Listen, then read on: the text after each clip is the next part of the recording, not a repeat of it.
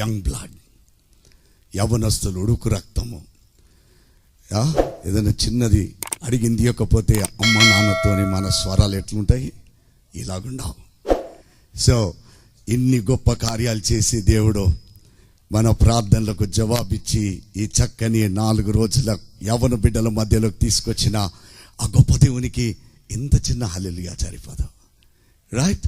Okay, మీరు యవనస్తులు అనుకుంటేనే, if you feel I'm a young girl, I'm a young boy, నేను యవనస్తురాల్ని, నేను యవనస్తుడు అనుకున్నప్పుడు మీరు గట్టిగా నా వెనుక చెప్పండి హల్లెలూయా, హల్లెలూయా.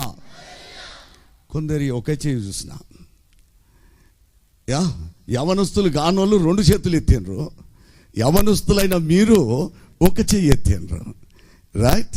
Okay, now let's see. Hallelujah ఎవరి భాష? దేవదూతల భాష.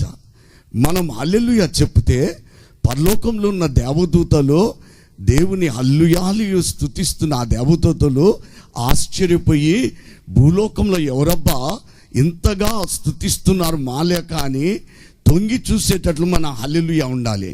కానీ మన హల్లెలూయా ఈ టెంట్ కూడా పైకి పోతలేదు గనక దేవదూతలు తొంగి చూడరు. ఈ యవనస్తులు అనేటువంటిది దేవదూతలు కూడా నమ్మలేరు ఇది నవ్వునా గనక. Let's see whether our hallelujah reaches the heaven now and make the angels bow down. మన హల్లెలూయాలు పరలోకానికి చేరుకొని ఆ దేవదూతలు తొంగి చూసేటట్లు మన 2 చేతులు ఎత్తి మనం గట్టిగా హల్లెలూయా చెప్దాం. హల్లెలూయా, హల్లెలూయా, హల్లెలూయా. మొట్టమొదటిగా ఈ రాత్రి మనందరినీ యవ్వనములో కొనుకోకుండా, నిద్రపోకుండా, విడవక ఎడబాయకుండా తన చల్లని కౌగిట్లో భద్రపరుచుకుంటూ తన సాక్షి కుమార్తెలుగా, కుమారులుగా బ్రతకడానికి, అంతకంటే మిన్నగా ఈ దినమున 4 రోజులు ప్రభు సన్నిధిలో గడపడానికి దేవుడు మనందరినీ స్థలానికి తీసుకొచ్చిన ఆ గొప్ప రక్షకుడైన, మనకు ఎంతగానో ప్రియమైన స్నేహితుడుగా ఉన్న ఆ మంచి యేసయ్యకు నేను మొట్టమొదటిగా నా యొక్క కృతజ్ఞతలు, స్తోత్రాలు, వందనాలు చెల్లించుకుంటున్నాను. మొట్టమొదటిగా దేవునికి స్తోత్రాలు చెల్లించుకున్న నేను, రెండవదిగా వేదిక పైన ఉన్నటువంటి అభిషక్తులు మరియు క్రైస్తవ నాయకులు, ఏకైక మహిళ sister, we are very proud of your presence here. You know, amidst so many people, you are representing, you know, that you are also God's creation. So we are very proud of your presence, and I indeed deem it as a great privilege and honor for us to have you on this stage as the only women representative on this dais. So I would also like to thank you for giving such a beautiful premises. I know in the present days it is very difficult, but you have taken the guts, you have taken it as a challenge, and you have taken the courage. What may come, my Lord should be glorified on this ground. So thank you sisters so much, thank you so much. ఇలాంటి చక్కని దైవ జనురాల్ని దినమున మనం వేదిక పైన ఉంచి మనందరము ఈ 4 రోజులు ఈ స్థలములో ఈ రీతిగా దేవుని సన్నిధిని అనుభవించేటట్లుగా దేవుడు ఆ కుమార్తెను ప్రేరేపించి పురికొల్పిన, నిజంగా ఈ దినాలలో భారతదేశ భూమి మీద జరుగుతున్నటువంటి పరిస్థితులకు ఈ స్థలాన్ని 4 రోజులు యేసయ్య ఈ స్థలము పైన మహిమపరచబడాలి, యవ్వన బిడ్డల జీవితాలు ఈ స్థలంలో దీవింపబడాలని తాను తీసుకున్న ధైర్యంతో కూడిన నిర్ణయము, పట్టుదల, ఆమె త్యాగము, ఆమె దర్శనాన్ని బట్టి అందరం ఒకసారి హల్లెలూయా చెప్దాం. హల్లెలూయా. ఈ దినము యూపీఎఫ్ వారిని నేను వారి అని చెప్పలేను, ఎందుకొరకనంటే అందులో నేను ఒకరిని. నన్ను చక్కని మాటలతో పరిచయం చేసిన శాంసు కుమార్ మరియు మా అన్న శామ్యుల్ జాన్ శేఖర్, మరియు ఇక ప్రసంగానికి ముందు నన్ను మాటలతో మీకు నేను ఎటువంటి వ్యక్తిని అని ఒలకపోసి మిమ్మలను ఆకట్టినటువంటి ఆ చక్కని మాటల కొరకు అగస్టిన్ అన్న కొరకు కూడా నా యొక్క హృదయపూర్వకమైన వందనాలు వారికి ప్రత్యేకంగా చెల్లించుకుంటున్నాను. చివరిగా నా వందనాలలో ఒకవేళ మీరు లేకపోయినట్లయితే ఈ సభ ఉండదు ఈ 4 రోజుల గనుక 4 రోజులు ప్రభు కొరకు మీరు కేటాయించుకొని ఈ స్థలానికి మీరు తరలుకొని వచ్చినందుకు మీ అందరికీ నా యొక్క నిండు కృతజ్ఞతలు తెలియచేస్తున్నాను. ఇది మీ అందరికీ యూపీఎఫ్ గురించి చెప్పుతున్నప్పుడు ఇది గ్రామ ప్రజలకు అని ఎలా ప్రారంభమైందంటే, నా సాక్ష్యంలోకి వెళ్ళకముందు ఒక మాట చెప్పి నేను దీంట్లోకి వెళ్తాను. ఒక దినము గుడేపాడు షాంపేట అనేటువంటి ఒక బహు ఘోరమైనటువంటి ఏ సేవకుడు పైన అక్కడ బాగా కొట్టి వారిని వెలివేసేటువంటి స్థలం అది. ఆ షాంపేట అనేటువంటి ఆ గ్రామానికి వెళ్దామని యవన బిడ్డలమైన మేము ఆ దినము సాయంత్రము బయలుదేరాం. అందరూ మాకు చెప్పినటువంటిది, మీరు అక్కడ బాగా దెబ్బలు తిని మీరు వాపసు వస్తారు తిరిగి అన్నారు. అయినా పర్వాలేదనుకొని వెళ్ళాము.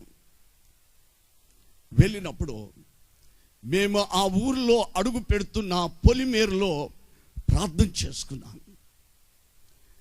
జాన్ నాక్స్ చేసిన ప్రార్థన, స్కాట్లాండ్ పొలిమేరులో ప్రార్థన చేసిన ప్రార్థన అక్కడ చేసుకున్నాం. Jesus, either you give this Shampet or we will die. యేసు ప్రభువా, ఈ షాంపేట్ నీవివ్వనా నీవు మాకు, లేదా నీ కొరకు ఈ ఊర్లో చనిపోతాం. Either give us this Shampet or we will die for you. ఇక ఆ చిన్ని ప్రార్థన చేసుకొని మెగాఫోన్తో పాటలు పాడ మొదలు పెట్టాం. ఒకేసారి ఒక పెద్ద గుంపు మా వైపు పరిగెత్తొచ్చింది. ఇక అనుకున్నాం, ఇక ఇది చివరి ఊరు, ఇక సువార్తతో మా పాదాలు మోసుకొని వెళ్ళేది. We are going to die now అనుకున్నాం. ఇక చనిపోతాం అనుకున్నాం. కానీ ఆ ఊర్లో ఎవరి బిడ్డలందరూ పరిగెత్తగలిగిన వారు ముందుకు వచ్చేసి వారు అన్నారు, అయ్యా మేము రక్షింపబడ్డాక మొట్టమొదటిగా సువార్తతో వచ్చింది మీరే అన్నారు. అడిగాము, ఎలా రక్షింపబడ్డారయ్యా? అయ్యా రేడియో ద్వారా వాక్యం విని, ఈ ఒక్క రేడియో అని పెట్టారు. ఈ రేడియో ద్వారా మేమందరం సాయంత్రం కూర్చుంటామయ్యా, వాక్యం విని రక్షింపబడ్డాం. ఎలా బలపడుతున్నారనంటే, అయ్యా ఏ రేడియోల ద్వారా సువార్త విని రక్షింపబడ్డామా, ఆ రేడియోల ద్వారానే మేము బలపడుతున్నాం ప్రభులోకి. ఆ ఊర్లో ఆ రాత్రి దేవుడు నాకు ఇచ్చిన దర్శనం ఇది. రూబెన్ను చూశాను ఈ షాంపేట అనే ఊర్లో. చూడని ఊర్లో ఇంకెంతో మంది ఇలాంటి యవ్వన బిడ్డలు యేసయ్యలో బలపడాలని ఆశతో ఉన్న బిడ్డలు ఉన్నారని ఆ ఊర్లో తీసుకున్న నిర్ణయము ఈ దినము మహబాద్లో అదే కారణము ఈ యూపీఎఫ్ కావడానికి. అనేక ఊర్లో ఉన్నటువంటి యవ్వన బిడ్డలను ఇలాంటి యూపీఎఫ్ యూత్ రిట్రీట్స్కి వారిని రప్పించడము అదే మొట్టమొదటిగా ప్రారంభమైంది. ఈ దినమున ఈ రాత్రి మనం ఈ స్థలంలో కూర్చున్నాం. ఈ రాత్రి కూర్చున్న ప్రతి ఒక్కరి జీవితాన్ని దేవుడు ఏ అద్భుతమైతే యూపీఎఫ్కి పునాదిగా ఉన్నదో, ఈ దినమున నీ యవ్వన జీవితంలో కూడా దేవుడు నీ యొక్క మారు మనసుకు ఈ దినం ఒక పునాదిగా దేవుడు వేయాలని దేవుడు అందుకొరకే మిమ్మల్ని ఈ స్థలానికి తీసుకొచ్చాడు. మీరు అనుకొని ఉండొచ్చు, ఈ స్థలానికి నా సంఘస్తురాలు యవనస్తురాలు పోతున్నది, నేను కూడా పోతాను. లేదా నా సంఘంలో ఉన్న కొంతమంది వెళ్తున్నారు, నేను కూడా పోతానని. లేకపోతే నేను అక్కడ ఏదో ఒక తీరుగా 4 రోజులు టైం గడుపుకోవచ్చని ఇక్కడ ఆ రీతిగా ఆలోచనతో వచ్చి ఉండొచ్చు. ఎన్నో రకాల ఆలోచనలతో వచ్చిన యవన చెల్లి, తమ్ముడు, యేసు ఆలోచన నీవు ఈ 4 రోజులలో యేసులో ఫలభరితమైన జీవితము జీవించే యేసు యవన కుమార్తెగా, యవన కుమారుడుగా నీవు ఈ లోకంలో బ్రతకడానికే ప్రభు నిన్ను తీసుకుని వచ్చాడు నాన్న. ఇంతకాలం నువ్వు ఎవరిలో బ్రతికిండొచ్చు తమ్ముడు, నువ్వు ఇంతకాలము దేనిలోనూ బ్రతికిండొచ్చు. నీ జీవితం దేంతో ముడివేసుకొని ఇక నా జీవితం ఇదే అనుకొని నువ్వు ఎలా బ్రతుకుతూ వచ్చావో చెల్లెమ్మా, నీ జీవితం కూడా ఎవరితోనో దేనిలోనో నీ జీవితాన్ని ముడివేసుకొని, ఎవరితోనో ముడివేసుకొని ఇక నా జీవితం ఇలాగే అనుకొని సాగిపోతుందని అలాంటి భావనతో నీవు ఈ స్థలానికి చేరుకొని ఉండొచ్చు. చేరుకున్న నిన్ను ఈ దినమున, ఈ 4 రోజులలో ప్రభువులో నీవు ఫలభరితమైన జీవితం జీవించాలని యేసు ఆశపడుతున్నాడు. జీవిస్తుండొచ్చు చెల్లి, నువ్వు మనిషిగా నువ్వు పుట్టినందుకు మనిషిగా బ్రతుకుతుండొచ్చు. తమ్ముడు, ఒక యవనస్తుడుగా నువ్వు బ్రతుకుతున్నావు కాబట్టి నువ్వు బ్రతుకుతుండొచ్చు యవనస్తుడుగా. కానీ నువ్వు ఫలభరితమైన జీవితం ఎప్పుడు జీవించగలుగుతావు అంటే నాన్న, యేసులో ఉన్నప్పుడే. యేసులో నీవు ఉన్నప్పుడే చెల్లి, నీవు ఫలభరితమైన జీవితం జీవించగలుగుతావు. అమ్మ నిన్ను 9 మాసాలు మోసి నాన్న తన కొండంత ఆశలు చంపుకొని నీ చదువు కొరకు నువ్వు అడిగింది కాదనకుండా,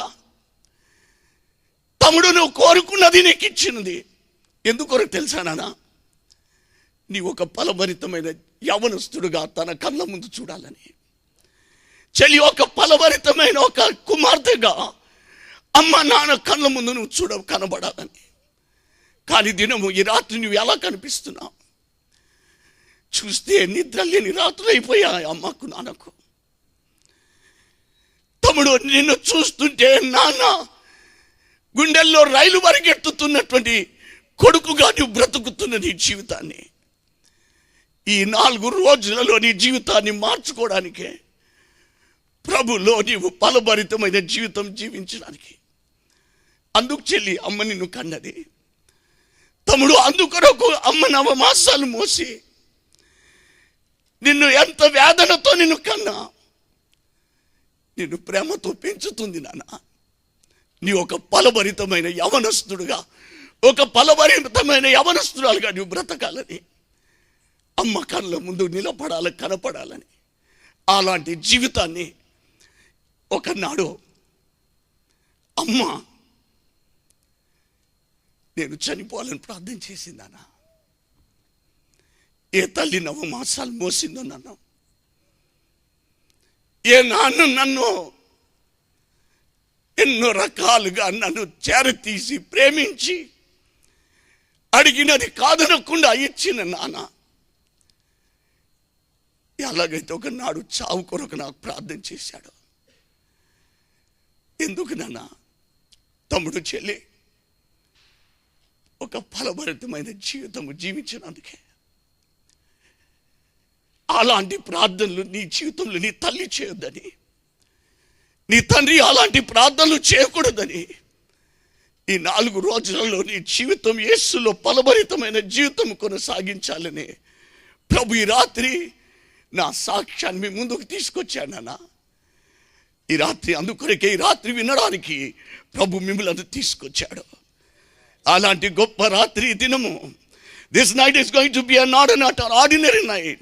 నీవు అనేక యవన కూటాలకు వెళ్ళి నీవు ఆ స్థలాలలో నీవు కూర్చున్నట్లు అలాంటి రాత్రి కాదు నా చెల్లి, తమ్ముడు. This night is going to be a special night in your life. ఈ రాత్రి నీ జీవితంలో ఇది ఒక అద్భుతకరమైన గొప్ప రాత్రిగా ప్రభు నీకు నాకు ఇవ్వాలని ప్రభు ఆశపడుతున్నాడు. అన్ని యూత్ రిట్రీట్లో వచ్చి వెళ్ళిపోయినట్లు కాదు నాన్న. నీవు అనేక స్థలాల్లో కూటాలకు వెళ్ళి నువ్వు వెళ్ళిపోయినట్లు కాదు. కానీ ఈ రాత్రి నీ జీవితంలో నీవు అద్భుతము వినేటువంటి బిడ్డవే కాదు నా తమ్ముడు.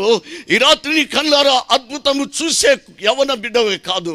కానీ రాత్రి నీ జీవితంలో ఒక అద్భుతం జరిగే రాత్రి అని ఈ రాత్రి ప్రభువుని జ్ఞాపకం చేస్తున్నాడు. This night is going to be a knight of miracles. ఈ రాత్రి అద్భుతాలతో కూడిన రాత్రిగా ప్రభు మనను దీవించడానికి ఆశపడుతున్నాడు. వై? ఎందుకు అద్భుతం అంటే నీవు యేసులో ఫలభరితమైన జీవితము జీవించడానికి రాత్రి నీ జీవితంలో ఒక అద్భుత కార్యం చేయాలని ఆశపడుతున్నాడు. తలలు ఉంచుకొని ప్రార్థన చేసుకుందాం. తలలు ఉంచుకొని ప్రార్థన చేసుకుందాం. షల్ వి ప్రే? ప్రార్థన చేసుకుందాం. మౌనంగా తలలు ఉంచుకొని దేవుని సన్నిధిలో ప్రార్థన చేసుకుందాం. యేసు స్వామి, ఈ రాత్రినైనా నాతో మాట్లాడు. ఈ రాత్రి నీ స్వరము నాకు వినిపించు. యేసయ్యా, నీవు నాతో మాట్లాడాలి ప్రభు. ఈ రాత్రి నువ్వు నాతో మాట్లాడాలి నైనా. యేసయ్యా, నేను ఎవరు మాట్లాడకపోయినా నేను బ్రతకగలుగుతాను. యేసయ్యా, నాతో ఎందరో మాట్లాడరు ప్రభు. నేను నా కాలేజీలో నాతో ఎందరో మాట్లాడరు. యేసయ్యా, నా ఇంటిలో నా తల్లి కూడా కొన్నిసార్లు మాట్లాడదు. తోడబుట్టిన అక్క చెల్లి మాట్లాడరు ప్రభు. యేసయ్యా, నాతో నా గుళ్ళో కూడా ఎంతోమంది నాతో మాట్లాడరు. యేసయ్యా, నేను ఎప్పుడో చేసిన ఒక చిన్న తప్పుకు, నేను చేసిన ఒక చిన్న పాపానికి నాతో ఎవరు మాట్లాడరు. నువ్వన్నా మాట్లాడతావని రాత్రి వచ్చాను. నీవైనా మాట్లాడతావని ఆశతో నీ దగ్గరికి వచ్చాను ప్రభు. నాతో మాట్లాడవా యేసయ్యా? నాతో మాట్లాడవా? నీ మాటలు నా జీవితాన్ని నీలో ఫలభరితమైన జీవితం జీవించే ఒక తీర్మానానికి వస్తాను యేసయ్యా. ఇంత మట్టుకు జీవించిన జీవితము ఇక నాకు చాలు. ఇక నేను యేసులో నేను ఫలభరితమైన జీవితము జీవించే బిడ్డగా తీర్మానం చేసుకోగలుగుతాను యేసయ్యా. నువ్వు మాట్లాడవా నాతోని? నాకు నీ స్వరం వినిపియవా యేసయ్యా? అడుగు యేసయ్యని, అడుగమ్మా. నీతో మాట్లాడే దేవుని దగ్గరకు వచ్చావు చెల్లి. తమ్ముడు, నీతో మాట్లాడే ప్రభు దగ్గరికి వచ్చావు తమ్ముడు. ఆయన మౌనిగా ఉండే దేవుడు కాడు, నీతో మాట్లాడే దేవుడు. అడుగు యేసు స్వామి, నాతో మాట్లాడవా? నువ్వు మాట్లాడతావని నేను వచ్చాను ప్రభు. నీ స్వరం వినిపిస్తావని నేను వచ్చాను ప్రభు. మాట్లాడు. నాతో మాట్లాడు ప్రభువా, నీవే మాట్లాడుమయ్యా. నాతో మాట్లాడు ప్రభువా, నీవే మాట్లాడుమయ్యా. నీవు పలుకుతే నాకు మేలయ్యా. యేసయ్యా, నీ దర్శనమే నాకు చాలయ్యా. నీవు పలుకుతే నాకు మేలయ్యా. నీ దర్శనమే నాకు చాలయ్యా. నాతో మాట్లాడు ప్రభువా, నీవే మాట్లాడుమయ్యా. నాతో మాట్లాడు ప్రభువా, నీవే మాట్లాడుమయ్యా. ఆమేన్, ఆమేన్, ఆమేన్. ఒక చక్కని యేసుని నమ్ముకున్న ఒక క్రైస్తవ కుటుంబంలో పుట్టినటువంటి నేను చిన్ననాడే తెలియనిటువంటి వయసులోనే అమ్మ చేతులు జోడించి ప్రార్థన చేసేదేంటి? అమ్మ, నాన్న, బరువు అనుకోకుండా దేవుని మందిరానికి ఆరాధనలకు ప్రతిసారి తీసుకొని వెళ్ళేటువంటి ఒక చక్కని క్రైస్తవ సాంప్రదాయ కుటుంబంలో పుట్టిన నేను అడుగు తీస్తే అడుగు వేసే లోపుగా యేసయ్యా అని పలికించేటువంటి ఆ చక్కని తల్లిదండ్రుల నీడలో, గర్భంలోనే కాదు ఒడిలో కూడా పెరిగి కొంగు పట్టుకొని నడిచినటువంటి వాణ్ణి. యవ్వన చెల్లి తమ్ముడు, నువ్వు ఎలాగో నీ యవ్వనంలో దేవుని మర్చిపోయావో,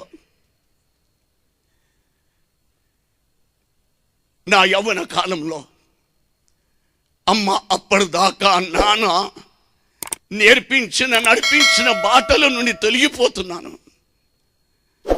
16వ వయసులో ఒక భారతదేశ ఫుట్బాల్ ఆటగాడిగా ఎదిగిపోయాను.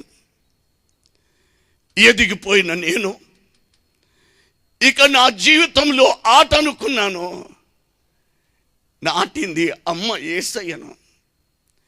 యేసయ్యలో నాటిన నా తల్లిదండ్రులు ఆ బాటలో నుండి తొలగిపోయాను. ఏనాడైతే ఒక భారతదేశ ఆటగాడిగా, ఫుట్బాల్ ఆటగాడిగా ఎదిగిపోయినప్పుడు అనుకున్నాను, ఈ ఆటనే నన్ను పోషిస్తుంది అనుకున్నాను.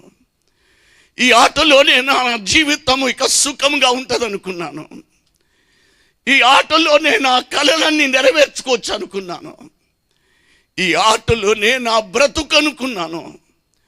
ఎలాగైతే చెల్లి తమ్ముడు ఆటలో పడిపోయిన నన్ను నేను ఎలాగా ఆటనే నా సర్వం అనుకున్నాను, అలాగే నీవు ఎవరిలో పడిపోయో, యవనస్తురాళ్ళలో పడిపోయి నీ జీవితంలో ఈ దినము ఆ యవనస్తుడే సర్వం అనుకొని, ఆ యవనస్తురాలే నీకు సర్వం అనుకొని, ఒకనాడు ఆటనే నా జీవితంలో సర్వం అనుకున్నా. ఆ ఆటనే నన్ను సుఖ పెడుతుంది, ఆ ఆటనే నన్ను పోషిస్తుంది, ఆ ఆటనే నా కలలన్నీ నెరవేరుస్తాయి, ఈ ఆటలే నా జీవితాన్ని పోషిస్తాయి అనుకున్నానే. అలాగే నువ్వు కూడా అనుకున్నాడు చెల్లి, నీవు ప్రేమించేవాడే నీ జీవితంలో నేను సుఖ పెడతాడు అనుకుని, నువ్వు ఈ దినం నా ప్రేమలో పడినటువంటి వాడే నీ జీవితంలో నేను అన్ని విధాలుగా సంతోష పెడతాడని. తమ్ముడు, నీవు ప్రేమలో పడిపోయిన ఆ యవనస్తురాలే నీ జీవితంలో ఇక సర్వం అనుకొని నీకు అమ్మ నాన్న పరిచయం చేసిన ఏ ప్రభులో నాటినటువంటి ఆ ప్రభుని నీవి నాడు విడిచి సాగుతున్న నీ జీవితం ఎలాంటిదో నాన్న. నేను కూడా ఒక ఆటగాడిగా అలా సాగిపోయాను.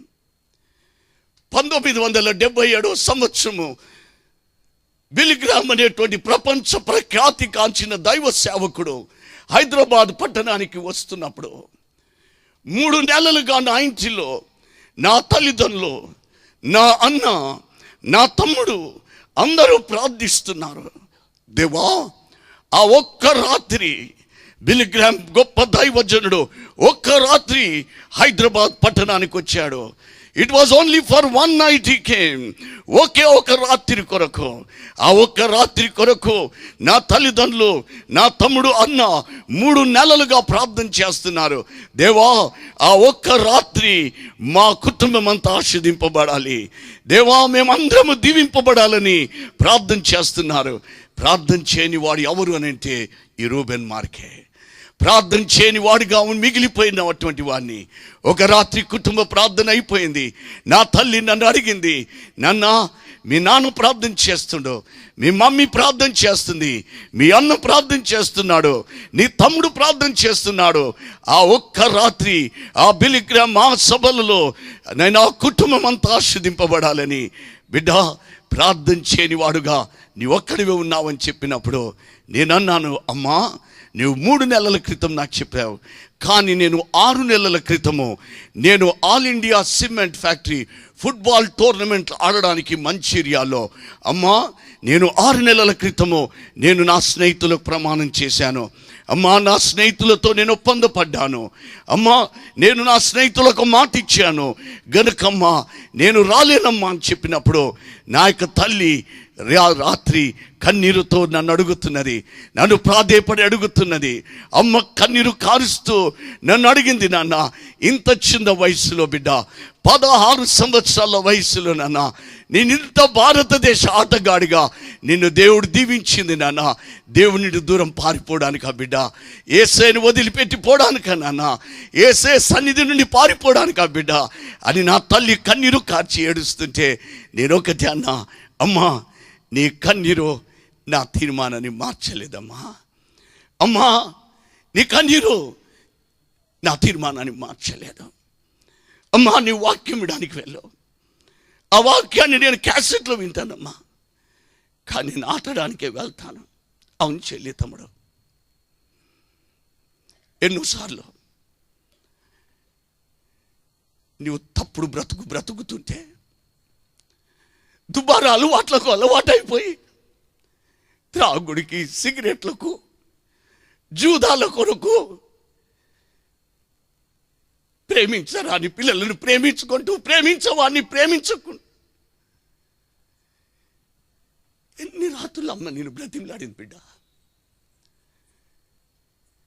ఎన్నిసార్లు అమ్మ నాన్న నేను బ్రతిమలాడిన తమ్ముడు. నాకు ఏసొద్దు, ఆ పిల్లనే కావాలని. నాకు ఏసొద్దు, నేను ప్రేమించేవాడే కావాలని. ఎన్నిసార్లు అమ్మ కన్నీరు లోకం అయిపోయింది బిడ్డ నీకు. ఇక్కడ కూర్చోలేదా ఈ రాత్రి? అమ్మ కన్నీరును బట్టి కూడా తీర్మానాన్ని మార్చుకోలేని చెల్లి లేదా ఈ రాత్రి? అమ్మ నాన్న కన్నీరును బట్టి తీర్మానాన్ని మార్చుకోలేక, చెడు అలవాట్ల నుండి దూరం కాలేక, ప్రేమించేదాన్ని యేసు కొరకు వదిలేక ఈ రాత్రి కూర్చున్న తమ్ముళ్ళు లేరా నాన్న?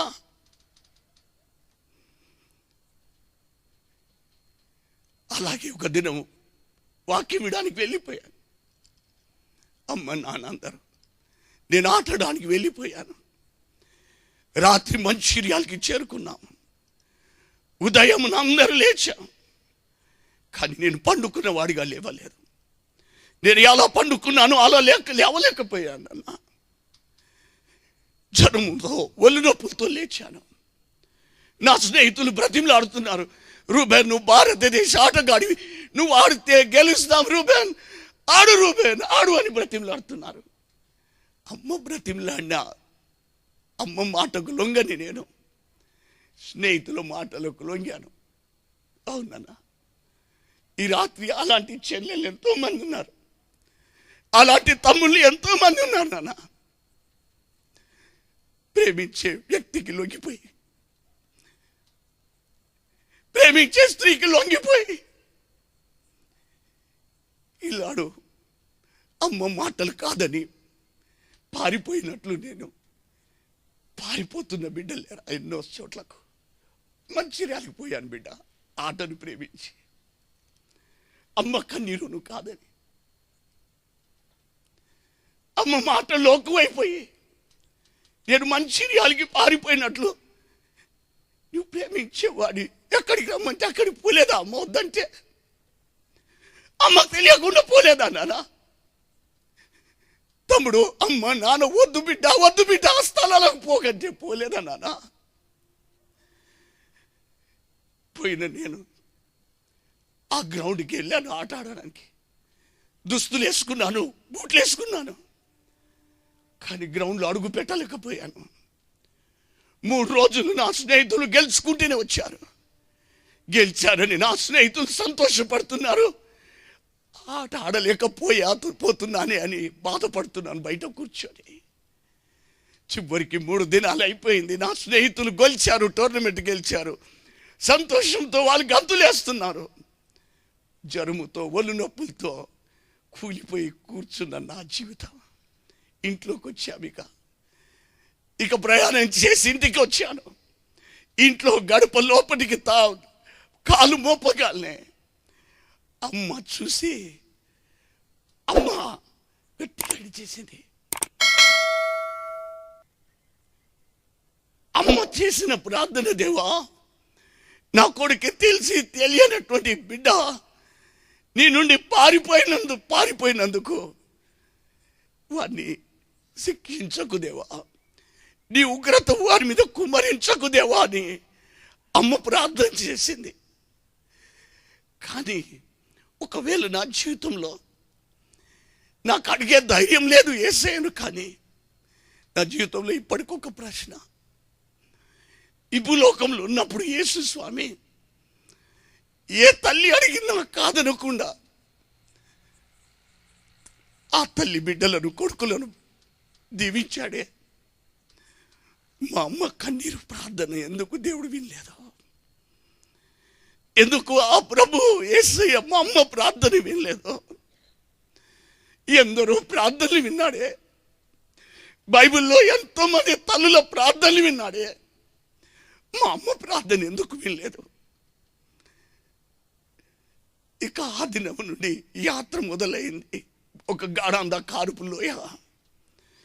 ఏ డాక్టర్ మందులు ఇస్తే ఒక వారం రోజులు బాగుండేవాడిని, ఆపై వారము తిరిగి జ్వరముతో నొప్పులతో బాధపడేవాడిని. ఎంతో మంది డాక్టర్లకు చూపెట్టారు, ఇలాగే నడుస్తుంది. కొన్ని నెలలు దాటిపోయాయి. ఇక ఎలాగైపోయిందంటే పండుకోవడం ఒక నరకంగా మారిపోయింది, లేవడం ఒక నరకంగా మారిపోయింది. కానీ పండుకోవడము లేవడము చూస్తే అమ్మ నాన్న ఏడుస్తారు, బాధపడతారని అనుకునేవాడిని. వాళ్ళు చూడనప్పుడు పండుకునేవాడిని, వాళ్ళు చూడనప్పుడు లేచేవాడిని. కానీ కొన్ని రోజులు అయిపోయాక నేను తిన్నగా నడుస్తున్నా, నా నడుపు నుండి పైభాగం అంతా తిరిగిపోతున్నది. నా పైభాగం అంతా తిరిగిపోతున్నప్పుడు నా స్నేహితులు అడిగేవారు, రూబెన్ ఏమైంది రూబెన్, నీకు నీ నడుమంతా తిరిగిపోతున్నది ఏంటండి? ఒప్పుకునేవాడిని కాదు. నేను తిన్నగా నడుస్తున్నాను, నా శరీరం నాతో వస్తున్నది, కానీ నా పైభాగం నడుము నుండి పైభాగం అంతా తిరిగిపోతున్నది. ఆపై నా కొన్ని వారాల తర్వాత నా కుడివైపు పెద్ద వాపు ఏర్పడింది. ఆ వాపు ఏర్పడ్డప్పుడు ఒక రాత్రి నా తల్లి కుటుంబ ప్రార్థన అయిపోయాక నా తల్లి తన గదిలోకి తీసుకుని వెళ్ళి తన దగ్గర కూర్చోపెట్టుకొని, ఒక పసిబిడ్డను ఒడిలో కూర్చోపెట్టుకున్నట్లు తన దగ్గర కూర్చోపెట్టుకొని ఒక మాట నా తల్లి నన్ను అడిగింది, నాన్న నిన్ను మోసి కని పెంచిన తల్లి నాన్న, నేను బిడ్డ నీలో ఏమవుతుందో చెప్పు నాన్న, నీకు ఎలాగున్నదో చెప్పు బిడ్డ అని అడిగినప్పుడు నేను అనుకున్నాను, నిజంగా నాలో ఉన్న బాధ చెప్తే అమ్మ రాత్రి అంతా నిద్రపోదు, ఏడుస్తుందమ్మా. మళ్ళా అమ్మకు ఒక నిద్ర లేని రాత్రి చేస్తానేమో అని. అమ్మ బాగా ఉన్నానమ్మా, నాకు తెలుసు నాకు బాగలేదు, కానీ బాగున్నానమ్మా అని చెప్పేసి, నాకేం లేదమ్మా నేను బాగున్నానని చెప్పేసి దాటించాను రాత్రి. కానీ ఆ వాపు దినానికి నేను దాచిపెట్టుకోలేకపోయాను. వేసుకున్న అంగిలో గుండా ఆ వాపు కనిపించేది. ఇక చివరికి ఒక హనుమకొండకు హైదరాబాద్ నుండి ఒక డాక్టర్ వచ్చాడు. అతడు మాకు దూరపు బంధువు. అతను తాను తెలుసుకొని ఇంటికి వచ్చి నా తల్లితో చెప్పాడు, ఆంటీ రేపు నీ కొడుకును నా హాస్పిటల్ తీసుకొని రా, నేను తప్పకుండా ఏదైనా చేసి ఆ బిడ్డను బాగు చేస్తా ఆంటీ తీసుకొని రా ఆంటీ అని చెప్పినప్పుడు మరుసటి దినం ఉదయం అమ్మ నన్ను త్వరగా లేపి, అమ్మా ఆ డాక్టర్ బాగు చేస్తానా, పోదాం పా బిడ్డ అని నన్ను అక్కడ తీసుకొని వెళ్ళింది. తీసుకొని వెళ్ళినప్పుడు ఆ డాక్టర్ పరీక్షలు చేశాడు. చేసి ఆ వాపంతా తానన్నాడు ఆపరేషన్ చేయాలి నాన్న అని చెప్తే ఆపరేషన్ చేశాడు. చేస్తే సగం బకెట్టుడు చీము తీశాడు. ఆ చీము తీశాక చూసి అన్నాడు, బాబు నువ్వు తప్పకుండా నువ్వు బాగా అయిపోతావు నాన్న అని చెప్పాడు. కానీ 2 రోజుల తర్వాత మళ్ళీ వెళ్ళాను. ఆ పట్టి కట్టడానికి వెళ్ళినప్పుడు ఆయన చూసి ఇంకా చీము గడ్డ లోపల కట్టుకొని పోయినాయి. మళ్ళీ ఆపరేషన్ చేశాడు. అది 2వ ఆపరేషన్. 3 రోజుల్లో నేను 2 ఆపరేషన్లు చేశాడు. ఇంకా చీము తీసేశాడు. దాదాపుగా 1 లీటర్ నీళ్ళ బాటిల్ అంత చీము తీశాడు. తీశాక ఇక అప్పుడన్నాడు, రూబెన్ నువ్వు 15 రోజుల్లో బాగైపోతావు నాన్న, 15 days you will be all right, 15 రోజుల్లో నువ్వు స్వస్థపడిపోతావు బిడ్డ అని చెప్పినప్పుడు ఎంతో ఆశతో చూశాను. 15 రోజులు అయిపోయాయి, 1 నెల రోజులు అయిపోయాయి, 2 నెలలు అయిపోయింది. కానీ నేను రాత్రి పండుకోకముందు నా కట్టినటువంటి ఆ గాయానికి పట్టి, నేను వేసుకున్న అంగి, నేను ఏ దుప్పటి మీద పండుకున్నానో ఆ దుప్పటి ఉదయం లేచి లోపుగా చీముతో నిండుకొని పోయేది. నేను అనుకునేవాడిని, లేచి ఆ దుప్పటి చూస్తే అనుకున్నా, అమ్మ చూస్తే అమ్మ ఏడుస్తుంది. ఈ దుప్పటి ఇదంతా నా అంగి చూస్తే అమ్మ ఏడుస్తుంది. వద్దు, ఆ దుప్పటి నా అంగి తీసేసి బకెట్ నీళ్ళలోకి చేసేవాడిని. ఆ బకెట్ నీళ్ళలో పెట్టేసేసి ఇక నేను అనుకున్నది అమ్మకు తెలియదు, ఇక నాన్నకు తెలియదు అనుకునేవాడిని. చాలాసార్లు నాన్న, నువ్వు కూడా చాలాసార్లు సిగరెట్ తాగేసి అమ్మకు వాసన రావద్దని నోట్లో ఏదేసేసుకొని వస్తావు. తాగి అమ్మకు నేను తాగిన వాసన రావద్దని ఏదేదో వేసుకొని వచ్చేస్తావు బిడ్డ. అవునా తమ్ముడు? చేయలేదా నువ్వు నిజంగా? చెల్లెమ్మా, నువ్వు వెళ్ళకూడని స్థలాలకు వెళ్ళి నీకేదన్నా నీ వెళ్ళినటువంటి చోటు అమ్మకు తెలుస్తుందామా అని ఎన్నో రకాలుగా నువ్వు వెళ్ళిపోయి తొందరగా బట్టలు మార్చుకోవా? కన్నా నేను అన్ని చేసిన, నేను ఆ వాసన దాచిపెట్టలేకపోయినాను అమ్మ దగ్గర. ఆ చీము, ఆ రక్తము అవన్నీ నా శరీరంలో కారి ఆ గాయానికి కట్టిన పట్టి తడిసిపోయిన ఆ వాసన దాచిపెట్టలేకపోయినా అమ్మ దగ్గర. అమ్మ ఆ వాసన పీల్చుకుంటుంటే నోట్లు ముక్కులకెళ్ళి పీల్చుకున్న అమ్మ కళ్ళ నుండి కన్నీరు కార్చేది. అమ్మ ఏడ్చేది. వాసన పీల్చుకునేది ముక్కులకెళ్ళినా, కానీ కార్చేది కన్నీరు కళ్ళకెళ్ళి. తమ్ముడు, అలాంటి జీవితం నువ్వు తాగి వచ్చినప్పుడు అమ్మ వాసన పీల్చుకొని ఏడ్చింది నాన్న నీ కొరకు. తమ్ముడు, చెల్లి, నువ్వు వెళ్ళిన చోట్లకు నీవు తీసుకొచ్చుకున్న శ్వాసనతో అమ్మ చూసి అమ్మ పీల్చుకొని ముక్కులకుండి అమ్మ ఏడ్చింది బిడ్డ రాత్రుల్లో. ఇక చివరికి మా నాన్న ఒక పెద్ద డాక్టర్ దగ్గర తీసుకుని వెళ్ళాడు. భారతదేశంలో ఒక ప్రఖ్యాతి కాంచిన సర్జన్.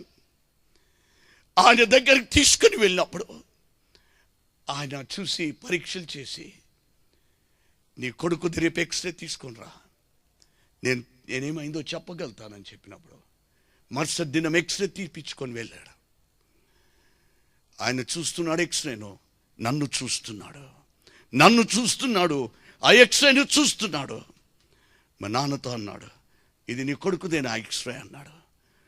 నా తండ్రి అన్నాడు, అవును డాక్టర్, నేను ఆ సాయంత్రం నా ఒక్కని కొడుకుదే తీశాడు, ఇది ఎవరిది కాదు డాక్టర్, నా కొడుకుదే అని చెప్పాడు.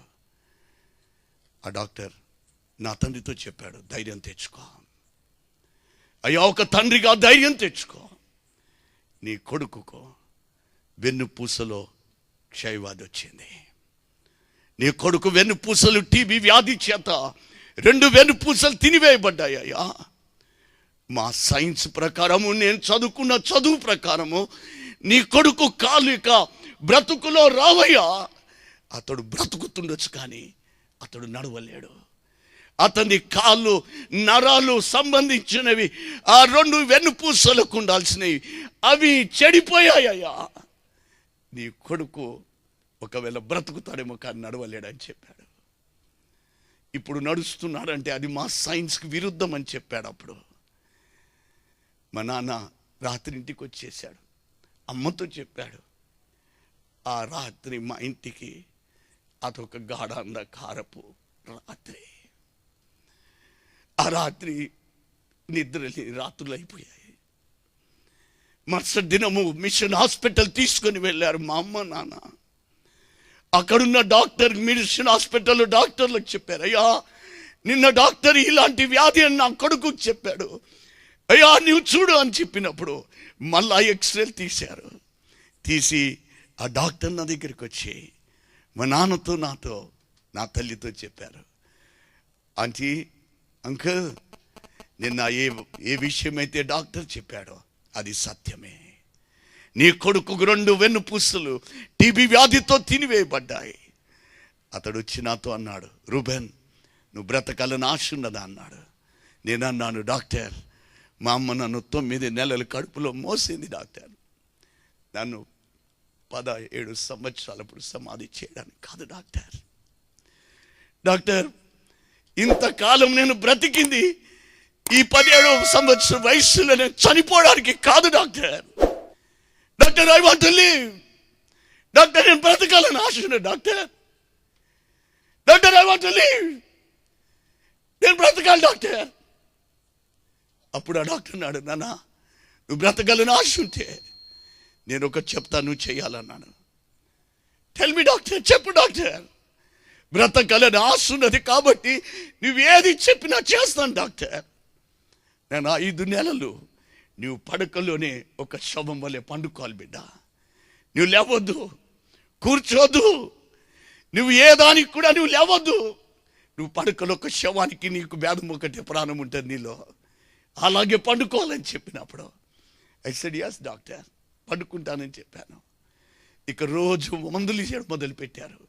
ఆ టీబీ వ్యాధి అరికట్టడానికి, ఆ గాయంలోని కారే చీమును అరికట్టడానికి, రక్తాన్ని అరికట్టడానికి, ఆ గాయాన్ని మాన్పడానికి మందులు ఇస్తున్నారు. దినానికి 42 గోళీలు మింగేవాడిని. 2 తొడల నిండా సూదులు కుచ్చేవారు. ఇక సూది కుచ్చేవానికి స్థలాలు కూడా లేకుండా అమ్మా. అయినా 5 నెలలు అయిపోయినా ఆ వ్యాధి తగ్గలేదు, ఆ గాయము మానలేదు. చీము కారుతూనే ఉన్నది, రక్తము కారుతూనే ఉన్నది. ఇక చివరికి వరంగల్లో ఉన్న డాక్టర్లు అందరూ నా తల్లిదండ్రులు చెప్పారు, అమ్మా, అయ్యా, ఇక నీ కొడుకును బాగు చేసే డాక్టర్లు ఈ వరంగల్లో లేరు. ఒకవేళ హైదరాబాద్లో ఒక డాక్టర్ ఉన్నాడు, ఒకవేళ ఆయన ఏమైనా చేయగలిగితే చేయగలుగుతాడని చెప్పినప్పుడు మా నాన్న వెళ్ళి నా పరిస్థితి అంతా డాక్టర్తో చెప్పినప్పుడు ఆ డాక్టర్ మా నాన్నతో చెప్పాడు, అయ్యా, ఆపరేషన్ చేస్తా, కానీ అతడు బ్రతుకుతుండొచ్చు, కానీ అతడు నడవలేడని చెప్పాడు. మా నాన్న ఒకే మాట అన్నాడు, డాక్టర్, నేను ఒక తండ్రిని. ఈ ప్రపంచంలో తండ్రి అనేవాడు ఎవరు కూడా ఈ లోకంలో కొడుకులను, బిడ్డలను కనేది ఒక ఆశతో. తండ్రి శవం మీద మట్టి బిడ్డ కొడుకు చల్లాలను కంటారు, కానీ కొడుకు శవం మీద ఏ తండ్రి కూడా మట్టి చల్లడానికి కనలేదు డాక్టర్. నేను కూడా నా కొడుకును అలా కనలేదు, మట్టి చల్లడానికి నేను కనలేదు డాక్టర్. వాడు కుంటివాడిగా బ్రతికినా పర్లేదు, వాడు అంబాడుకుంటూ వచ్చి నా సమాధి మీద మట్టి వేసినా సర్వలు పర్లేదు డాక్టర్, కానీ నేను వాడి మీద మట్టి వేయొద్దు doctor. No, it will not happen doctor, అది జరగొద్దు నాకు. హన్మకొండకు వచ్చి నన్ను ఆ డాక్టర్ నేను తీసుకుని రమ్మన్నాడు, బిడ్డ, ఇక మందులు నిన్ను బాగు చేయలేవు, ఇక సూదులు నిన్ను బాగు చేయలేవు అని చెప్పాడు నాన్న. ఆపరేషన్ చేసి ఆ చెడిపోయిన వెన్నుపూసలు తీసి వేరే వెన్నుపూసలు వేస్తే నేను బాగైతావు అని చెప్తున్నాను నాన్న అని చెప్పి, ఇక రాత్రి అమ్మ నాన్న పడక ప్రక్కన నిలబడి చెప్తున్నప్పుడు నేను మా అమ్మతో చెప్పాను, అమ్మా, తెలియని హాస్పిటల్కి తీసుకుని వెళ్తున్నా, హైదరాబాదు దూరం అమ్మా. అమ్మా, మీకు బరువు అయిపోయినప్పుడు, మీకు కష్టం అయిపోయినప్పుడు, మీరు డబ్బుల భారం ఎక్కువైపోయినప్పుడు, అమ్మా, నన్ను ఒక అనాథ చావుకు మాత్రం వదిలేకమ్మా. అమ్మ, ఒక దిక్కులేని వాడిగా చచ్చిపోయే బదులు ఇదే వ్యాధితో అమ్మ, ఇదే రోగంతో అమ్మా, అమ్మా, నీ ఒడిలో ఇక్కడ చనిపోతానమ్మా అని చెప్పినప్పుడు నా తల్లి ఒక మాట అన్నది, బిడ్డ, చెట్టుకు కాయ ఎప్పుడు బరువు కాదు నాన్న, అలాగే కన్న తల్లికి బిడ్డలు, కొడుకులు ఎప్పుడు బరువు కాదు బిడ్డ అని చెప్పి ధైర్యపరిచి తీసుకొని వెళ్ళారు. హైదరాబాద్ తీసుకొని వెళ్ళిన 3 రోజులు పరీక్షలు చేసి నాకు 8 గంటల ఆపరేషన్ చేశారు. చెడిపోయిన వెన్నుపూసలు తీసి వేరే వెన్నుపూసలు వేశాక నాకు 3వ రోజు స్పృహ వచ్చినాక డాక్టర్ నాతో చెప్తున్నానా, ఇప్పటికీ 6 నెలలు పండుకున్నావు బిడ్డ, ఇప్పుడు నిన్ను అడిగేది ఇంకొక 6 నెలలు పండుకోనన్నా, లేవకు. ఎందుకంటే ఆ ఎముకలు అతకాలంటే నువ్వు 6 నెలలు పండుకొని ఉండాలి బిడ్డ. 6 నెలల తరువాత చూడు మీ తమ్ముడు ఎట్లా ఉరుకుతున్నాడో నువ్వు కూడా అలా ఉరుకుతానా, నేను ఎలా నడుస్తున్నానో అలా నువ్వు కూడా నడుస్తావు బాబు. రూబెన్ 6 నెలలు పండుకోనన్నా అన్నప్పుడు నేనన్నా, డాక్టర్ బ్రతకాలని ఆశ ఉన్నది, నడవాలని ఆశ ఉన్నది, మా తమ్ముళ్ళ పరిగెత్తాలని ఆశ ఉన్నది డాక్టర్, తప్పకుండా పండుకుంటా. 13 రోజుల తర్వాత 60 కుట్లు విప్పేశారు. అన్ని మానిపోయాయి. నా పాత ఆపరేషన్ గాయాలు కూడా మానిపోయాయి.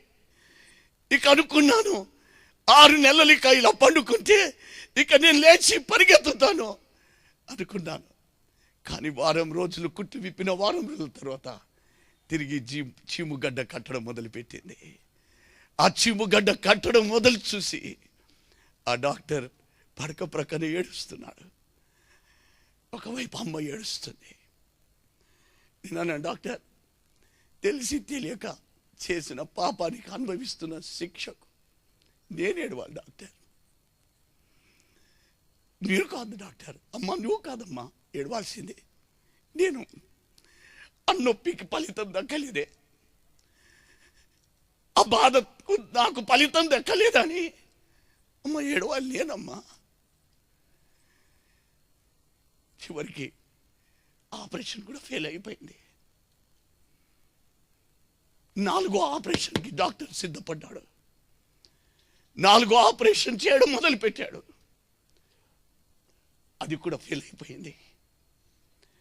ఇక చివరికి డాక్టర్ ఈ ఆపరేషన్లో ఆయన తన స్నేహితులకు రాశాడు, ఇంగ్లాండ్ దేశంలో ఉన్న స్నేహితులకు, అయ్యా నేనెంతో ప్రేమించే ఒక పేషెంట్ ఉన్నాడు, యవనస్తుడు, అతని పేరు రూబెన్.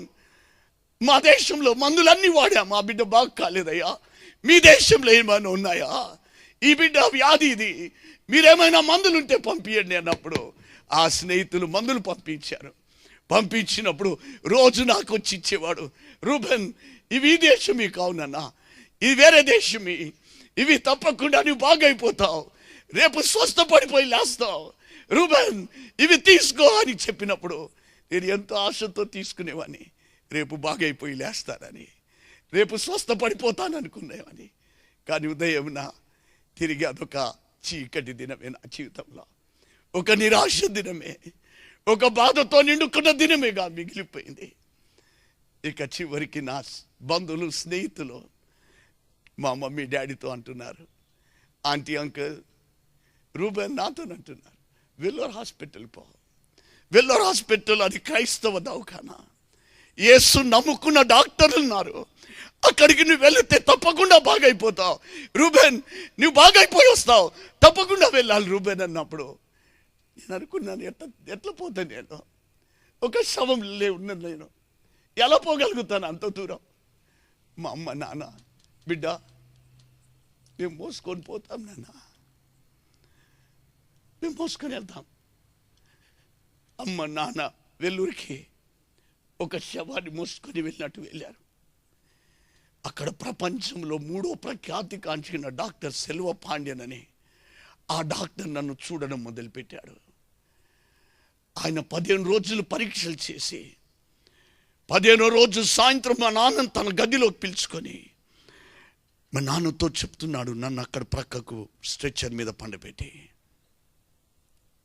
అయ్యా నీ కొడుకు శరీరం అంతా టీబీ వ్యాధితో నిండుకొని పోయింది.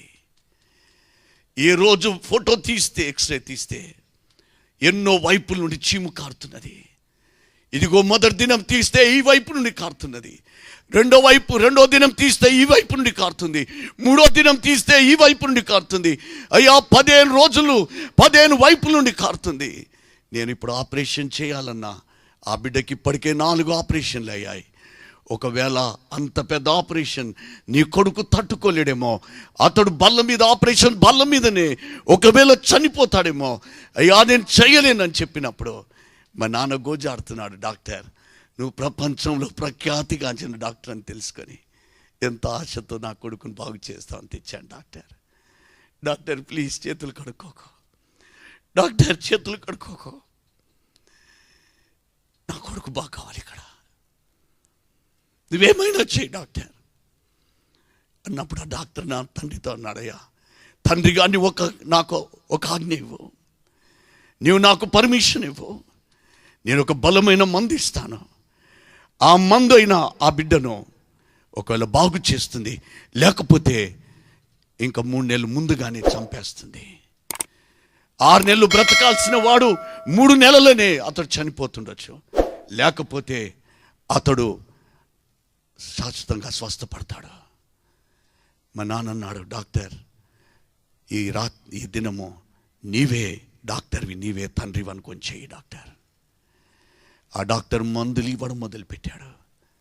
3వ రోజు నేను పడుకలో నా తల తిప్పి పండ్లు తోమడానికి బ్రష్ నోట్లో పెడితే గాయంలో నుండి కారే చీము రక్తము నా నోటిలో నుండి కారుతున్నది. మా నాన్నతో అన్నా, నాన్న చంపడానికి ఇంత దూరం తీసుకొచ్చావా నాన్న నన్ను? ఇన్ని నెలలు సంవత్సరం పైన గాయమునుడు కారితే నేనేం అనుకోలేదు నాన్న, కానీ నోట్లో నుండి ఇప్పుడు కారుతుంది నాన్న, నన్ను ఎందుకు ఇలా చంపుతావు నాన్న? నన్ను రాత్రి రైల్లో తీసుకొస్తుంటే అందరూ పండుకున్నప్పుడు నన్ను రైల్లోకి వెళ్ళి ఒక్కసారి లాగి బయటికి వేసేస్తే ఒక్క క్షణం రైలు కింద చనిపోయేవాని కన్నానా? ఇలా ఎందుకు చంపడానికి తీసుకొచ్చావు నాన్న? కానీ మందులు ఇస్తే నాన్న బాగవుతాడేమో అని పడకలో నిస్సాయుడుగా పండుకున్న నా నోట్లో కుచ్చేసేవాడు, కొడుకు బాగా అయిపోతాడేమో అని. కానీ లోపల అవయాలన్నీ చెడిపోతున్నాయి. ఇక డాక్టర్ చూసి ఆపేసి నా తండ్రితో చెప్పాడయ్యా, ఇక నేను చివరి ప్రయోగం చేస్తున్నా నీ కొడుకు మీద. అన్ని బోర్లో పండపెట్టి నా కాళ్ళు చేతులు కట్టేసి ఆ పడకలో సిల్వర్ నైట్రేట్ యాసిడ్ ఆ గాయంలో పోసేవాడు.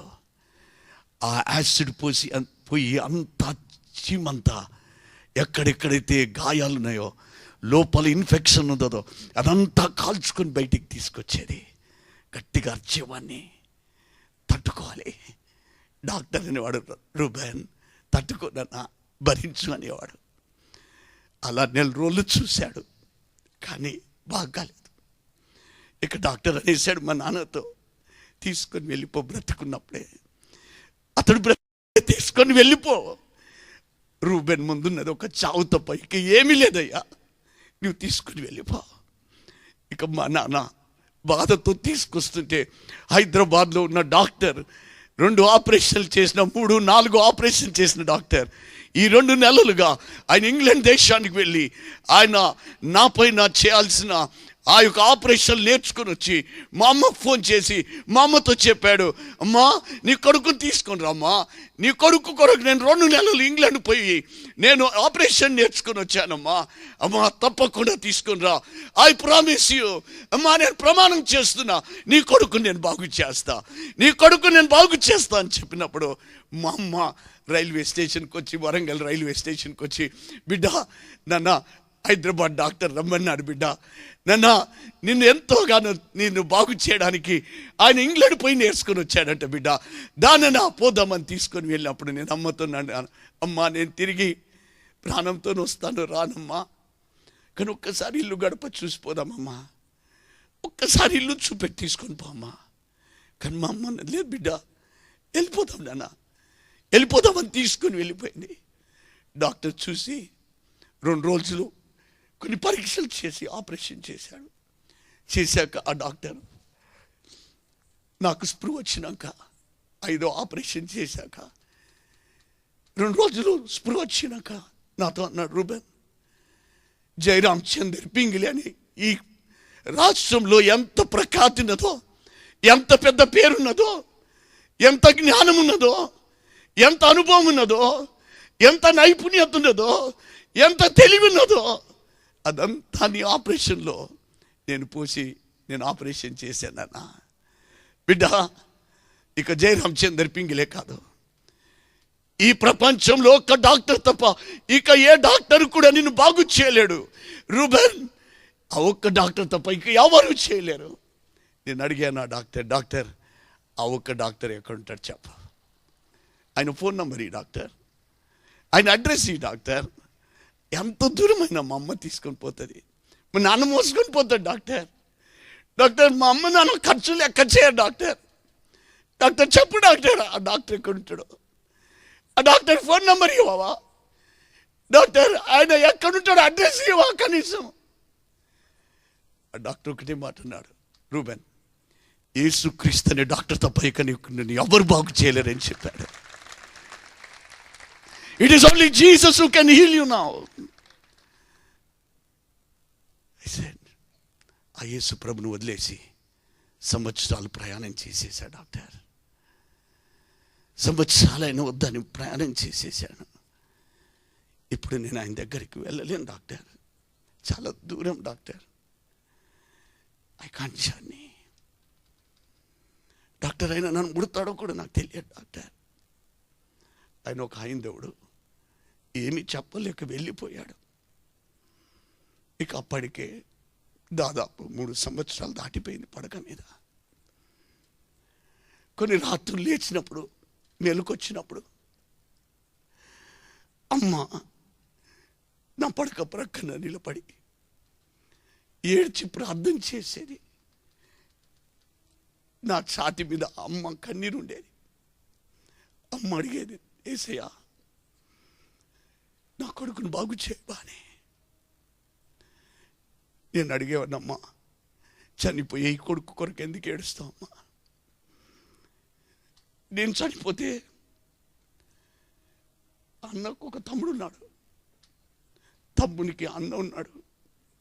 కానీ నువ్వు చనిపోతే నా అన్నకు నా తమ్మునికి అమ్మ అనేది ఉండరమ్మా.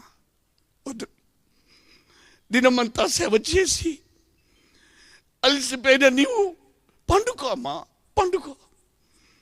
అమ్మ అడిగేది, బిడ్డ ఈ రాత్రైనా యేసుకి ప్రార్థన చేయవా? ఈ రాత్రైనా అడగవా యేసేను, యేసయ్యా నన్ను ముట్టవని అడగవా? ఈ రాత్రైనా ప్రార్థన చేయి బిడ్డ, యేసయ్యకు అడుగు, యేసేను అడుగు. నేను రాత్రి వాదించి వాడిని అమ్మతో, అమ్మ ఈ లోకంలో మంచి చెడు అనేది తెలిసినప్పటి నుండి, ఎడమ కుడి అనేది తెలిసినప్పటి నుండి నాకు యేసయ్య ప్రేమగల దేవుడు అని చెప్పావు అమ్మ, యేసయ్య దయగల దేవుడు అని చెప్పావు, యేసయ్య కనికరం దేవుడు అని చెప్పావు అమ్మ, ఆయన జాలిపడు అని చెప్పావమ్మా. అమ్మా నన్ను ఎలా నమ్మమంటావమ్మా? ఈ రాత్రి కూడా నన్ను మోసం చేసి ఆ పగ తీర్చుకునే దేవునికి నన్ను ప్రార్థన చేయమంటావమ్మా? అమ్మా నువ్వు నన్ను మోసం చేసిన తల్లివమ్మా. అమ్మా నువ్వు నన్ను మోసం చేసి పెంచిన తల్లివమ్మా. నువ్వు అబద్ధాలు చెప్పి పెంచావు, అబద్ధాలు చెప్పి ప్రార్థన చేపించావు, అబద్ధాలు చెప్పి గుడికి తీసుకొని పోయావు, అబద్ధం చెప్పి బైబిల్ చదివించావు అమ్మా. నువ్వు నాకు ఆ దేవుడు నిజంగా కనికరగల దేవుడు అని అలా నమ్మమంటావు అమ్మా? ఒక చిన్న తప్పు చేస్తే ఇంత శిక్షించే దేవుడు ప్రేమగల దేవుడు అని నమ్మమంటావు, ఇంకా ప్రార్థన చేయమంటావు అమ్మా? వద్దు, మోసం చేయకమ్మా నన్ను. అలాగే పండుకునేవాడిని. ఇక చివరికి ఒక దినం డాక్టర్ వచ్చి 3 సంవత్సరాలు 2 నెలలు 10 రోజుల తర్వాత లేపి కూర్చోపెట్టాడు.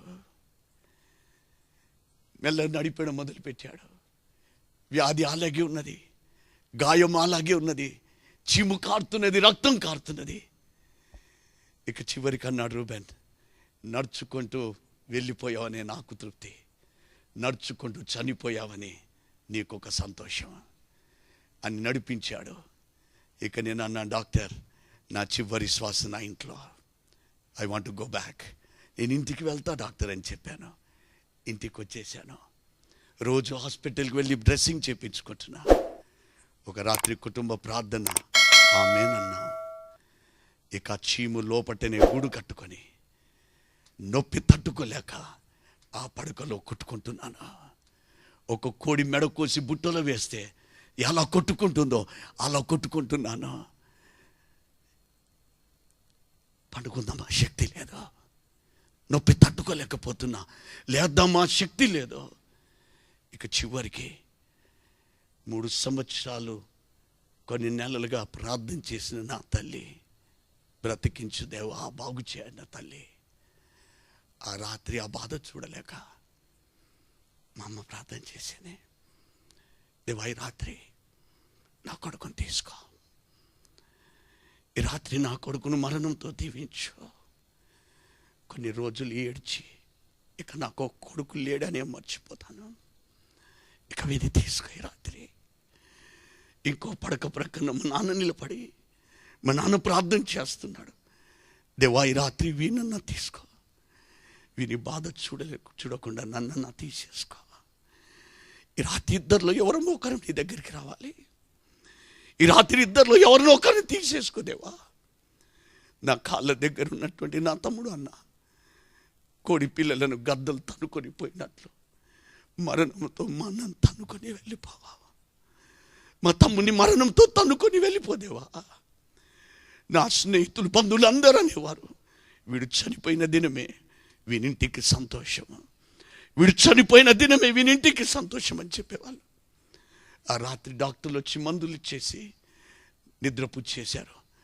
ఉదయం నా వరంగల్ MGM హాస్పిటల్కి ఇంగ్లాండ్ నుండి ఒక డాక్టర్ వచ్చాడు. ఆయన దగ్గర తీసుకుని వెళ్ళి డాక్టర్ నువ్వు ఒక నెల రోజులు ఇక్కడ ఉండబోతున్నావు, ఈ నెల రోజుల ఈ యవనస్తుని నువ్వు బాగు చేయాల్సిందే. ఆ డాక్టర్ 6వ ఆపరేషన్ చేశాడు. అది నాది. ఆపరేషన్ చేసినప్పుడు మొదటి 5 డ్రెస్సింగ్లు రోజు పట్టి విప్పుతున్నాడు. చీము లేదు, రక్తం లేదు, గాయం మాంతున్నది, వ్యాధి తగ్గుతున్నది.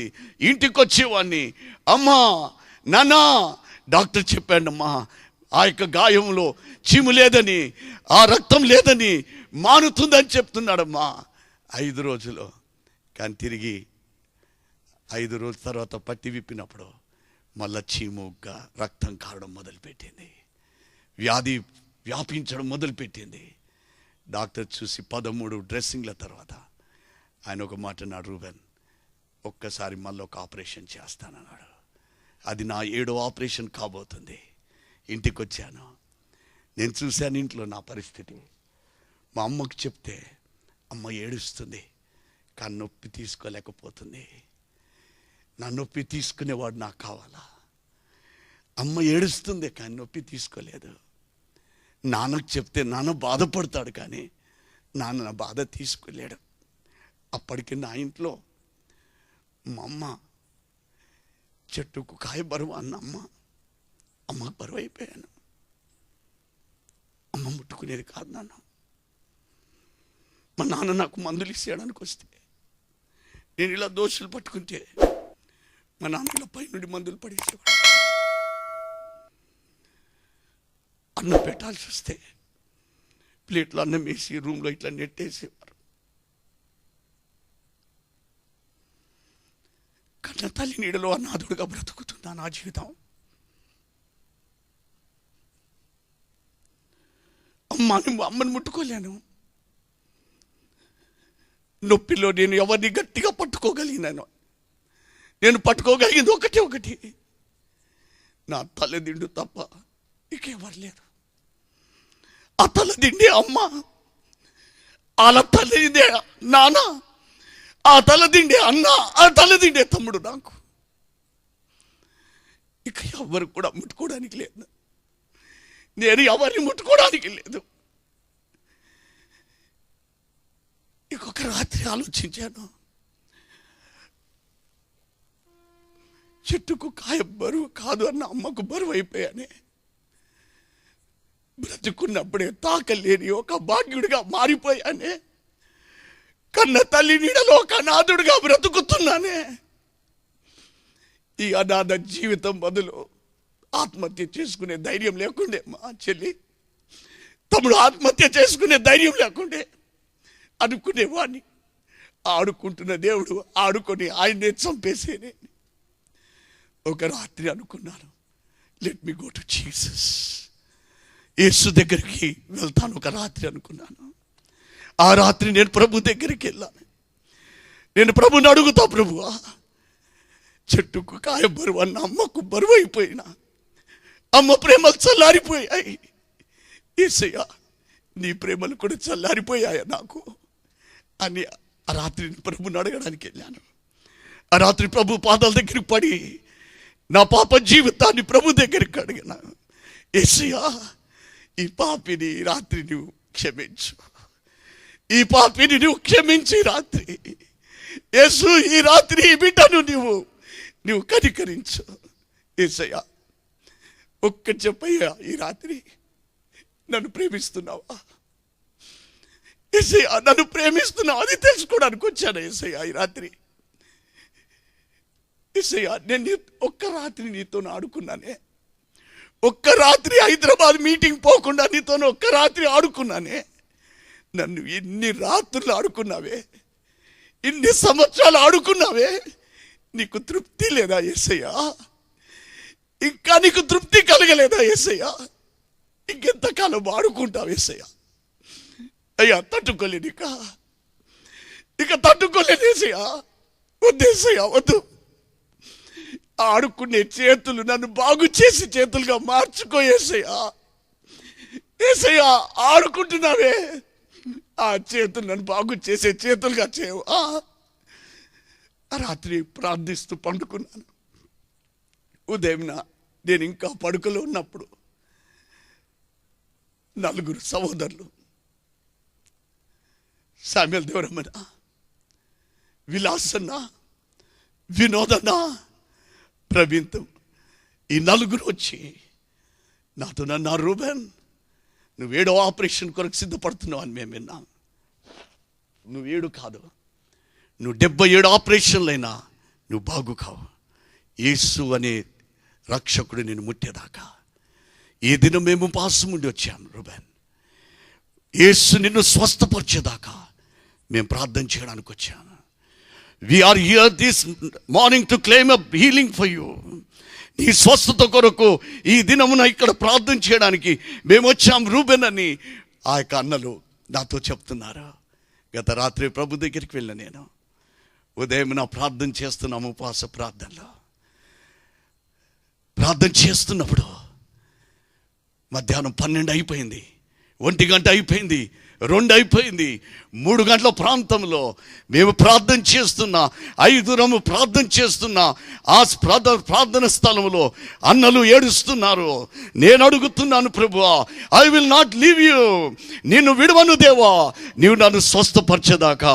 I will not allow you to pass me, నన్ను నీవు స్వస్థపరచకుండా నిన్ను విడవను దేవా, నిన్ను దాటనీయను, నీవు నన్ను స్వస్థపరచాల్సిందే. I was crying and praying, ఏడ్చుకుంటూ ప్రార్థన చేస్తున్నాను. నాన్నలు ప్రార్థన చేస్తున్నారు, యేసు రూబెన్ను ముట్టు, యేసు రూబెన్ను ముట్టు అని ప్రార్థన చేస్తున్నప్పుడు 3 గంటల ప్రాంతంలో మేము ప్రార్థన కూడుకున్న ఆ గదిలో, నేను ఎలాగైతే ఒక శవం వల్లే పండుకున్నటువంటి ఆ గదిలోకి, నా తల్లి రాని గదిలోకి, నా తండ్రి రాని గదిలోకి, నా తోడబుట్టిన వారు రాని గదిలోకి యేసు మహిమ ఆ గదిలోకి వచ్చింది. వెలుగుతో నిండుకొనిపోయింది. ఆ గది అంతా వెలుగుతో నిండుకొనిపోయింది. ఆ వెలుగుతో నిండుకొనిపోయిన మరొక క్షణము నా ఆత్మీయ అన్నలు 4 నేను ఆ స్థలంలో ఉండి చూస్తున్నాం. ఆ గదిలోకి యేసు దిగొచ్చాడు. ఆ గదిలోకి Jesus came down, Jesus came down, his very presence came into that room.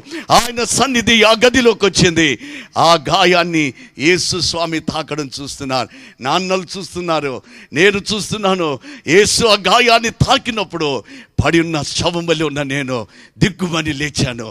I rose up spring, లేచి మేము అందరము కూడా హల్లెలూయా చెప్పడానికి పాడాం. We started singing thank you Jesus. దేవునికి స్తోత్రాలు చెల్లించుకోవడానికి మొదలుపెట్టాం. ప్రియ సహోదర సహోదరి, ఈ అద్భుతమే యూపీఎఫ్కి పునాదిగా అయింది. ఈ సాక్ష్యమే యూపీఎఫ్కి పునాదిగా మారినది. ఆ అద్భుతంతోనే ఈ దినం మట్టుకు దేవుడు కృపతో నడిపించుకుంటున్నాడు.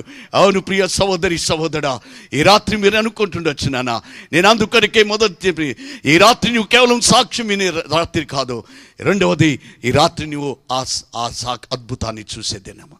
ఈ రాత్రి నీ కళ్ళరా ఈ అద్భుతాన్ని, ఏ అద్భుతం శామ్యూయల్ దేవరమన్న చూశాడో, ఏ అద్భుతము యేసు తాకిన ఆ గాయాలను విలాసను చూశాడో, వినోదను చూశాడో, ప్రవీణ్ అన్న చూశాడో, ఈ రాత్రి నీవు కూడా అది అద్భుతం చూడొచ్చు.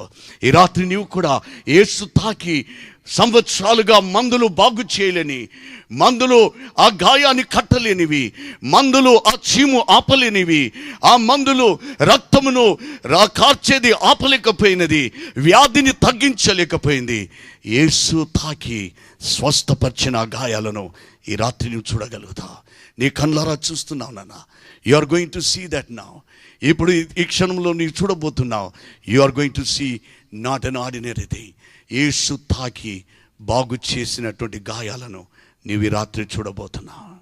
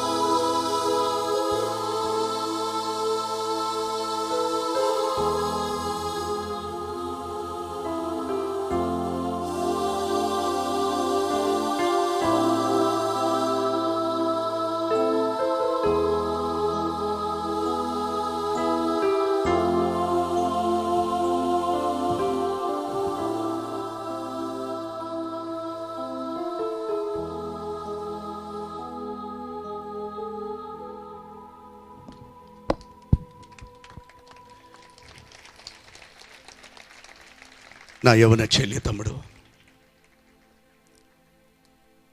ఆటలో నా జీవితం కొనసాగించుకోవాలని, ఫుట్బాల్ ఆటలో నా జీవితాన్ని నాటుకొని, అమ్మ నాన్న చిన్ననాడు పరిచయం చేసిన యేసును వద్దనుకొని నా జీవితంలో ఆటనే నాకు సర్వం అనుకొని వెళ్ళిపోయాను. అదే నా జీవితంలో నాకు సంతోషము, ఆటనే నా జీవితంలో పోషణ, ఆటని నాకు సర్వం అనుకున్నాను. కానీ గాఢంధకారపులో ఇలా నన్ను దిగదార్చింది. ఈ రాత్రి నా జీవితాన్ని ఆటలో ఎలా నాటుకున్నాను? యేసుకు దూరం అయిపోయి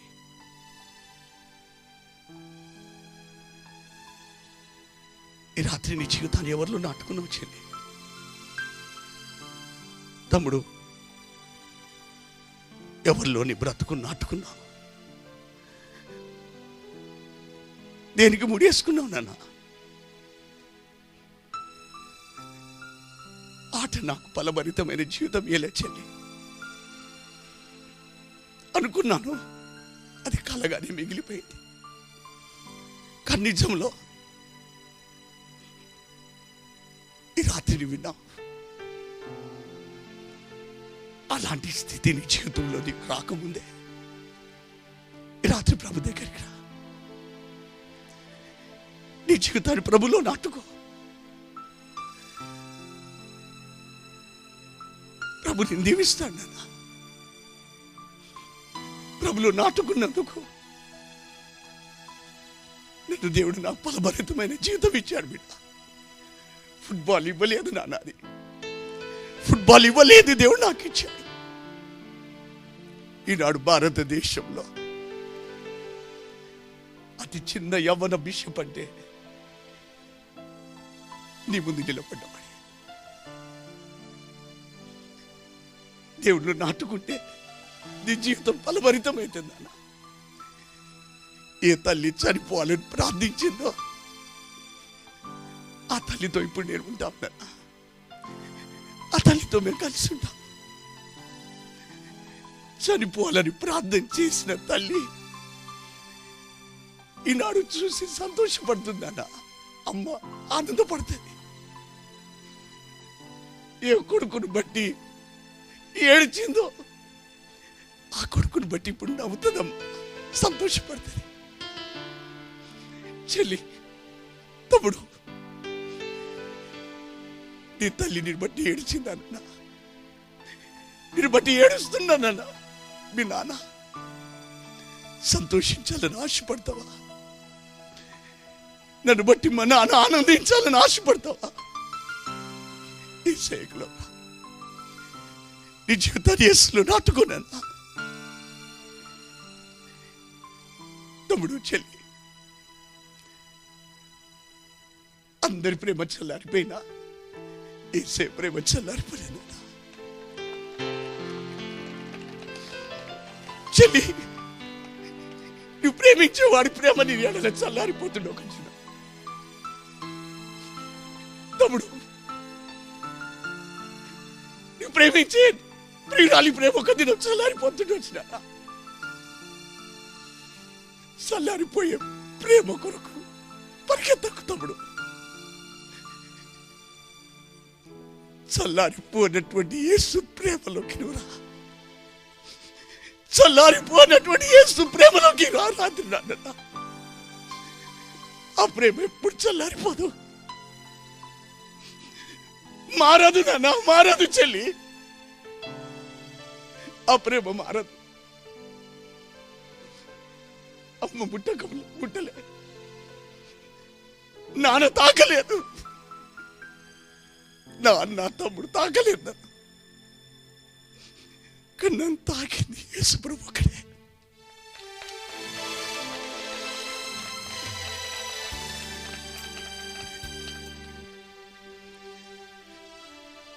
కన్న తల్లి అనాథుడుగా వదిలేసిన నా రక్షకుడు నన్ను అనాథుడిగా వదిలేయలేదమ్మా. నన్ను అనాథుడిగా వదిలేయలేదన్నా. ఈ రాత్రి నిన్ను ఎన్నడూ కూడా వదిలేని యేసులో నాటుకుంటావా? ఈనాడు నన్ను ఆశీర్వదించిన దేవుడు నిన్ను కూడా దీవిస్తాడు. అలాంటి ప్రభు దగ్గరికి వస్తావా? ఈ రాత్రి ప్రార్థన చేసుకుందా, ప్రార్థన చేసుకుందాం. అడుగుదాం ప్రభుని. ప్రభువా, ఈ రాత్రి ప్రభు, నేను ఇంతకాలం నైనా నేను ఎవరిలో నాటుకున్నాను నా జీవితాన్ని.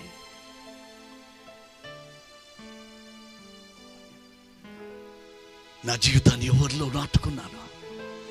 యేసు స్వామి, అందుకే నేను ఫలించలేకపోయినా నా జీవితం. నేను అందులో ఓడిపోయాను ప్రభు. నేను ఎందులో గెలవలేకపోయి కూలిపోయి కూర్చున్నాను యేసయ్యా. ప్రభువా, నేను ఎవరిలో నాటుకున్నందుకు, నా యవ్వన జీవితం దేంట్లో నాటుకున్నందుకు ఈ రాత్రి నాకు ఎందులో గెలుపు లేదే, ఏ విషయంలో కూడా గెలుపు లేదు నాయనా. ఓడిపోయాను ప్రభు. నేను ఎవరిలో నాటుకున్నందుకే ఇది నా మా అమ్మ ఏడుస్తుందయ్యా. యేసయ్యా, మా నాన్న ఏడుస్తుడు.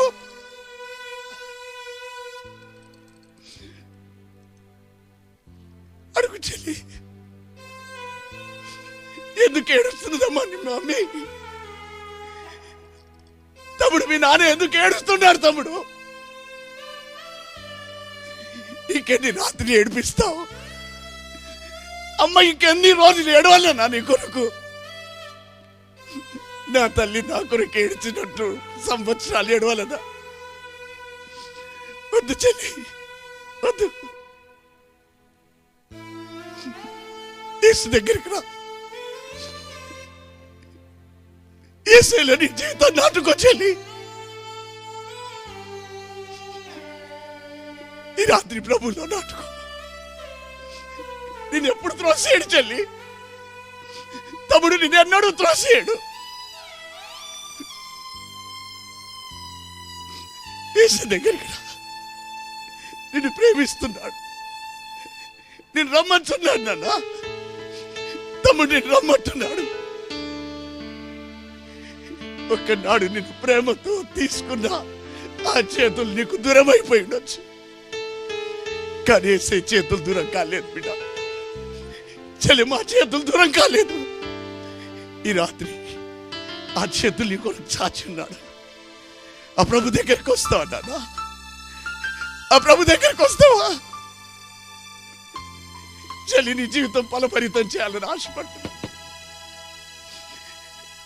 తమ్ముడు, నీ జీవితాన్ని ఫలభరితమైన జీవితం చేయాలని ఆశపడుతున్నాడు. ప్రభుని అడుగుతావా? యేసయ్యా, నా జీవితం ఫలాన్ని వారికి ఇచ్చాను, నా జీవితాన్ని ఇలా నాశనం చేసేసాడు ప్రభు. ప్రభు, నాకు విలువ లేని బ్రతుకైపోయింది. తలెత్తుకోక తిరగలేక దేవా, సిగ్గుతో నా జీవితం బ్రతుకుతున్నాను యేసయ్యా. యేసు, ఈ రాత్రి నేను బ్రతకాలని ఆశపడుతున్నాను. అడుగుతావా మా చెల్లి? Is that going to be a decision tonight? ఈ రాత్రి అలాంటి తీర్మానం నీ జీవితంలో నీకున్నదా? Do you want a fruitful life in your life, young brother? My dear young sister, do you wish to have a fruitful life tonight? This is the desire of Jesus tonight. Do not worry whatever your life situation is tonight. ఈ రాత్రి నీవు ఎటువంటి జీవితము జీవించినా, చెల్లి, ఒక రాత్రి నేను ప్రభు దగ్గరికి పోయినప్పుడు, తమ్ముడు, నా జీవితం అంతా, నా శరీరం అంతా వ్యాధితో నిండుకున్నది.